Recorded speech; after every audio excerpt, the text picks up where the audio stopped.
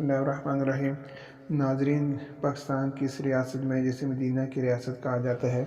ایسے واقعات آئے روز پیش آ رہے ہیں کہ جس سے انسانیت جو ہے وہ کام کر رہ جاتی ہے، زمین لرز کر رہ جاتی ہے، اور ایسے واقعات ہیں جو انسان کو خون کے آنسو رلا دیتے ہیں۔ حال ہی میں موٹر وے پر جو واقعہ پیش آئے خاتون کا، جس میں اس کی اجتماعی عصمت دری کی گئی، اس نے علاقے میں غم و غصہ کی لہر دوڑا دی ہے۔ یاد رہے کہ گزشتہ رات لاہور کے علاقے گجرپورہ میں دوران ڈکیتی موٹر وے پر اجتماعی زیادتی کا واقعہ پیش آیا کہ جہاں ملزمان نے نقدی اور زیورات لوٹنے کے بعد خاتون کو اس کے بچوں کے سامنے زیادتی کا نشانہ بنا کر فرار ہو گئے۔ پولیس کی طرف سے معاملے پر تفتیش جاری ہے اور انویسٹیگیشن اس سلسلے میں کی جا رہی ہے، اور پولیس نے ریکارڈ یافتہ افراد کو بھی شامل تفتیش کر کے اصل ملزمان کی گرفتاری کی امید جو ہے وہ ظاہر کی ہے، اور اس سلسلہ میں پیشہ ور کھوجی ٹیمیں بھی تشکیل دی گئی ہیں جو کہ پولیس کے ساتھ مل کر کام کری ہیں، جبکہ پولیس افسران نے جائے وقوع کا بھی دورہ کیا اور بتایا گیا کہ خاتون کے بازوؤں اور ٹانگوں پر ڈنڈے مارنے کے نشانات بھی ملے ہیں، اور اس سلسلہ میں انہوں نے نہ صرف یہ ہے کہ اس کو شدید تشدد کا نشانہ بھی بنایا، بلکہ اس کے نقدی اور زیورات بھی لیے، اور اس کے ساتھ ساتھ اس کی عزیز ترین اور قیمتی ترین متاع یعنی کہ اس کی عزت اور ناموس پر بھی حملہ کرتے ہوئے اسے بھی لوٹ گئے، اور اس کے بعد وہ جائے وقوع سے فرار ہو گئے۔ مذکورہ خاتون گاڑی میں پٹرول ختم ہو جانے کی وجہ سے اس نے کال کی تھی، اور اس کے بعد پولیس نے اس سے بتایا کہ یہ علاقہ ہماری کسٹڈی میں نہیں ہے، اور اس کی تھوڑی دیر بعد یہ سانحہ پیش آیا جس کی وجہ سے بہت سارے شکوک و شبہات جنم لیتے ہیں۔ جبکہ سی سی پی او لاہور عمر شیخ نے جو جیسا بیان دیا ہے تو اس کی وجہ سے بھی سوشل میڈیا پر بہت زیادہ غم و غصہ کا اظہار کیا جا رہا ہے۔ اس افسر کا یہ کہنا ہے کہ میں حیران ہوں کہ اکیلی خاتون رات کو 12 بجے کیوں گھر سے نکلی، اور پھر یہ کہتے ہیں کہ 3 بچوں کی والدہ اتنی رات کو اکیلے سفر پر کیوں نکلی تھی، اور اگر آپ ڈیفنس سے نکلی ہیں تو پھر جہاں آبادی تھی وہاں چلی جاتی۔ پھر انہوں نے یہ بھی کہا کہ اگر اس طرف نکلی ہیں تو کم از کم گاڑی کا پٹرول چیک کر لیتی، اور خاتون نے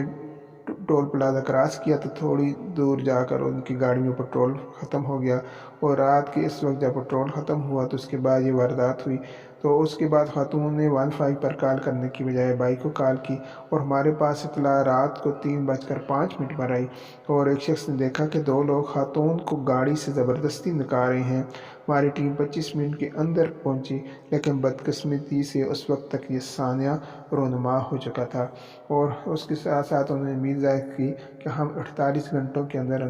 ملزمان پر پہنچ جائیں گے۔ اس سلسلہ میں اس سانحہ کا نوٹس جو ہے وزیر اعظم پاکستان نے بھی لے لیا ہے اور وزیر اعلیٰ پنجاب نے بھی، لیکن ایسے سانحہ آئے روز جو ہے وہ رونما ہو رہے ہیں جس میں نہ صرف لوگ جان سے جاتے ہیں بلکہ ان کی عزت بھی لوٹ لی جاتی ہے۔ اس سلسلے میں 14 افراد کو حراست میں لے لیا گیا ہے۔ اس پولیس افسر نے مزید کہا کہ جب ملزمان خاتون کی گاڑی کا شیشہ توڑا تو انہیں زخم آیا، وہاں سے بلڈ سیمپل بھی لے لیا گیا ہے، جبکہ وزیر اعظم کے ممانع خصوصی شہباز گل نے اپنے ٹویٹر پیغام میں کہا کہ اس واقعے میں ملوث 12 کے قریب مشتبہ افراد کو در لیا گیا ہے، اور انہوں نے کہا کہ اس سلسلہ میں تفتیشی ٹیم بھی کام کر رہی ہے، جبکہ کھوجی اور سی سی ٹی وی فوٹیج اور ڈی این اے کی مدد سے تفتیش کا عمل بھی۔ اس سانحہ پر پہنچنے والے ایڈولفو اہلکار نے موٹر وے زیادتی کے واقعے کے متعلق تفصیلات بتاتے ہوئے کہا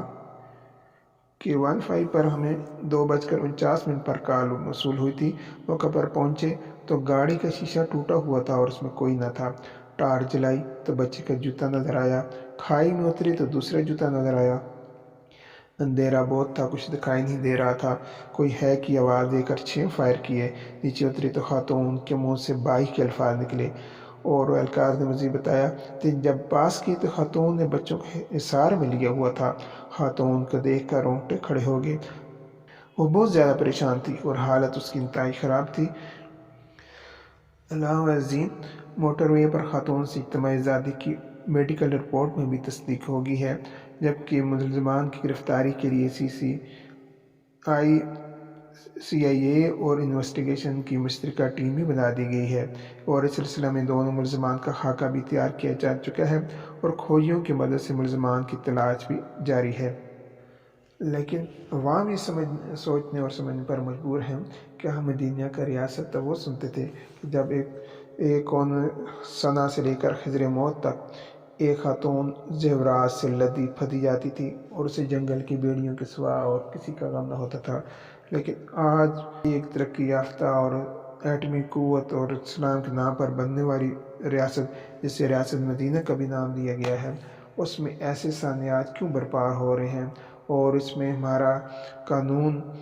کیوں بے بس ہے اور عدلیہ اس سلسلے میں کیوں اپنا کردار ادا نہیں کر رہی اور قانون ساز ادارے بھی اس سلسلے میں کیوں الاعتلال سے کام لے رہے ہیں۔ یاد رہے کہ حال ہی میں بچیوں کے ساتھ ریپ کرنے والے ملزمان کو جب پھانسی کی سزا دینے کا مرحلہ پیش آیا تو 3 نام نہاد بڑی پارٹیوں نے اس تجویز کی مخالفت کی، صرف مذہبی جماعتوں نے اس کی حمایت کی تھی اور اس کا پھر اب یہ نتیجہ ہم یہ بھگت رہے ہیں کہ آئے روز کراچی سے لے کر خیبر تک کسی بچی کی نہ جان محفوظ ہے نہ عزت محفوظ ہے اور اگر اس طرح کی یہ واقعات بڑھتے رہے تو عوام کا بہت بڑا احتجاج ہے وہ سامنے آئے گا اور اس میں حالات مزید بگڑ جائیں گے۔ لہٰذا ایسے واقعات کے روک تھام کے لیے شرعی سزائیں نافذ کی جائیں اور ایسے لوگوں کو جو کہ معاشرے کا ناصور ہیں انہیں سخت ترین سزا دی جائے اور کیونکہ ایک خاتون کے سب سے بڑی متاع اس کی عزت ناموس ہوتی ہے، اگر وہ بھی اس سے چھین لی جائے تو اس کے بعد وہ کہاں تک وہ جی سکتی ہے۔ اس لیے ایسے واقعات کی سدباب کے لیے حکومت اور اپوزیشن کو ایک ہی پلیٹ فارم پر اکٹھا ہو کر ان کا سدباب کرنا چاہیے۔ وہ بچوں کے ساتھ ریپ کرتا ہے، زنا بالجبر اور بچوں کے ساتھ یا دیگر تشدد کے ذریعے سے اس کو قتل کرتا ہے، اس کو برسر عام پھانسی دی جائے۔ یہاں تو آپ لوگوں نے زنا بالجبر آپ نے نکالا، آپ نے یہاں سے عمر قید کے لیے جو وہ ہیں وہ سب کچھ نکال کے آپ کس طرح ہیومن رائٹس اور بچوں کے حقوق کے تحفظ کر رہے ہیں؟ آپ تحفظ نہیں کر رہے ہیں بلکہ ان لوگوں کو آپ تحفظ دے رہے ہیں جو لوگ یہ کام کرتے ہیں۔